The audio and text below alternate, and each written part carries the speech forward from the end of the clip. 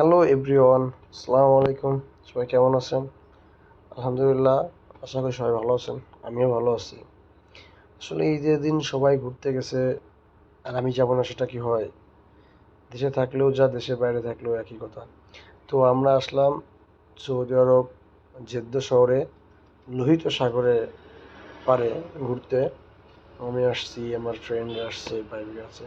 আসলে লোহিত সাগরের চারি সাইডেই প্লেস, মানে ঘোরার প্লেস আছে। তো আমরা আছি কর্নিশ সাইডে। এখানে সুন্দর সুন্দর সাইডে ভিউ আছে। তো এই সাইডে ভিউগুলা অসম্ভব সুন্দর, কিন্তু আপনি যদি এখানে দিনের বেলা আসেন বা দুপুরবেলা যান, তো আপনি সেখানে ঘুরতে পারবেন না বা কোনো লোকজন পাইবেন না, কারণ প্রচুর রোদ্দুর থাকে। তো আপনার যাওয়ার জন্য যাইতে হবো মিনিমাম 4টা 5টার পরে।